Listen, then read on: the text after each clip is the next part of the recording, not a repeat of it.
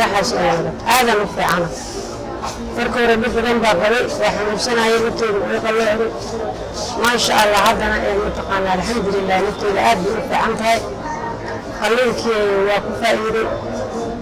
naftooda hadda way toosin tahay ma sha Allah aad u fiican tahay waxa yaraatay dibana kala ma kulmo waxa kala ma kulmo qalliinkii aad u fiican ma sha Allah aniga intii marka hore ku talagalay inaan aado haddii aan ku talagalay kan markuu yimid waa ku nasiibsaday waliba xataa ismaani jirin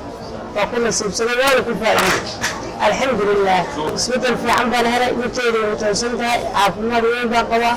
qolada iga dambeysana waa kuwa talinaya inay mutaqaana ku soo biiraan waa isbitaalka tan waxaan mahad baan u celinaa qolada iga dambeysana inay ku soo dhawaadaan ayaan u soo jeedinaya haddii ilaahay idmo arrin aadaan dareemi jiray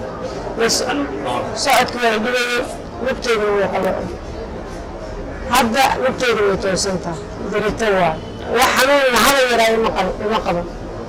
ما شاء الله kusoo jeedinayaan nabadgelyo khayr